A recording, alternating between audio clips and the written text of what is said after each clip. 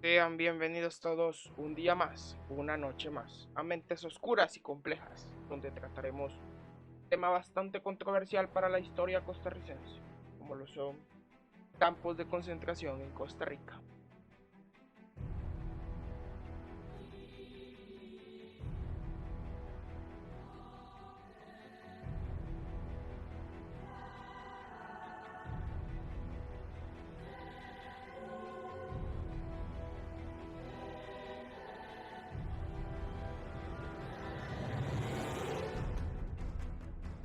Nos remontamos al año de 1941, al día siguiente de que los japoneses atacaran la base naval estadounidense de Pearl Harbor, sucedido exactamente el 7 de diciembre de 1941. El gobierno de Costa Rica, bajo el mandato de Calderón Guardia, declaró la guerra a Japón.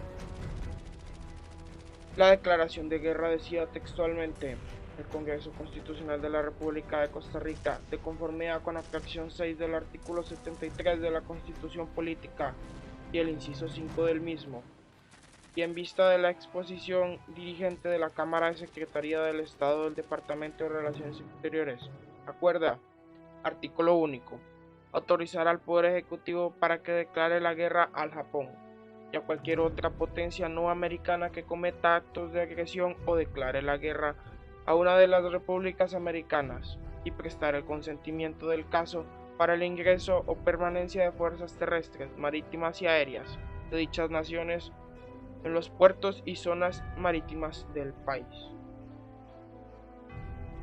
Lo que más sorprendió fue la posterior declaración de guerra de Costa Rica a Alemania, pues Hitler aún no había declarado la guerra a Estados Unidos. Es que muchos países latinoamericanos daban simpatía con los gobiernos fascistas europeos. Costa Rica fue la excepción.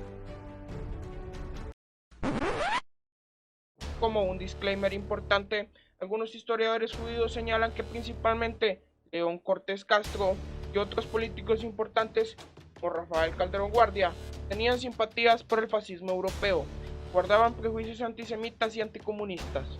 León Cortés en particular mantenía una postura fuertemente antijudía. Entre otras cosas, designó a Oppenheimer como asesor encargado de migración. Oppenheimer impidió el ingreso de muchísimos judíos y polacos que escapaban de Alemania. Por esta época, el periodista Otilio Ulate, futuro presidente, también propagaba mensajes antisemitas en su periódico El Diario de Costa Rica. El dirigente del partido nazi de Costa Rica en aquella época era el costarricense de origen alemán Max Eifinger, quien fue nombrado asesor de inmigración del gobierno de León Cortés. Era la segunda vez que Costa Rica hacía semejante declaración a los alemanes. La vez anterior fue en 1918, durante la Primera Guerra Mundial. Pero nunca se hicieron presentes físicamente en batalla, ya que Costa Rica proporcionaba mayormente un apoyo logístico. El gobierno costarricense permitió a Estados Unidos establecer un agrónomo en la isla del Coco. No fue sino hasta el 2 de julio de 1942 cuando Costa Rica se dio cuenta que estaba en guerra con Alemania. En la bahía de Puerto Limón, el mercante San Pablo resultó hundido a consecuencia de una fulminante explosión. Quedaron muertos 23 miembros de la tripulación y otros 20 fueron heridos.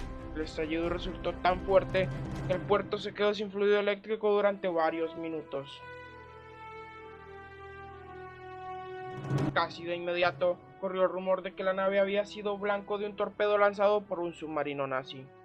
En San José se levantó una protesta popular y esto fue aprovechado por varios sectores para cometer saqueos y atropellos contra los ciudadanos alemanes. Se desconoce la naturaleza de la explosión sufrida por el mercante y no se puede afirmar o descartar que fuera atacado por un submarino. Pero la realidad es que a partir de ese momento los alemanes que residían en Costa Rica vieron extraídos todos sus derechos. Hubo expropiaciones confiscándose las plantaciones de café y los bienes bancarios. Esto casualmente ayuda muchísimo a formar lo que vendría después, los campos de concentración, ya que al haber un odio infundado en la sociedad hacia los alemanes resididos en el país, solo contra ellos, también contra italianos y japoneses, era muchísimo más fácil hacer viables los campos de concentración. El presidente Rafael Calderón Guardia creó los campos de concentración en las cercanías de donde hoy se ubica el Estadio Nacional en la Sabana. El campo estaría rodeado de 3 alambradas eléctricas con el propósito de evitar fugas. Las barrancas serían construidas de madera con capacidad para albergar a 400 personas. Ante la proclama de guerra a Alemania, Italia y Japón por parte del gobierno de Rafael Calderón Guardia, el Poder Ejecutivo mandó a construir un campo de concentración al lado del cementerio obrero.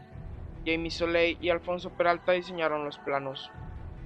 Francisco Calderón Guardia, secretario de Seguridad Pública, supervisó la obra dando instrucciones de que se ampliara el patio central. Así en la imagen puede ver a los 3 mandatarios juntos. De la amenaza para los alemanes residentes en el país, quienes en su mayoría tenían negocios de diferentes índoles, algunos publicaron en los principales diarios del país, solicitando ayuda para no ser deportados o enviados a campos de concentración. A continuación, podemos ver algunas de las cartas que los alemanes residentes en el país hicieron en esa época.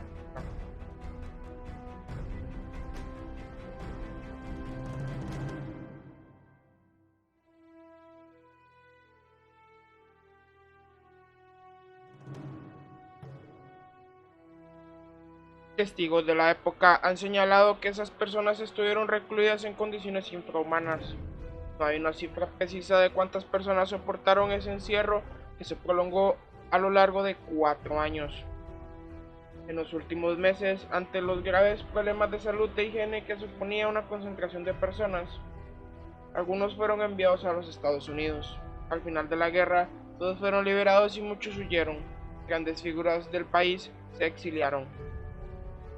Además, a muchos no se les devolvieron sus propiedades confiscadas. Un ejemplo de ello es la librería Lehman. Más preámbulo, esto ha sido Mentes Oscuras y Complejas. Logrado abarcar una parte del país o una parte de la historia del país que no es muy común, no es muy contada, pero es muy oscura. Espero les haya gustado. Nos vemos en la próxima.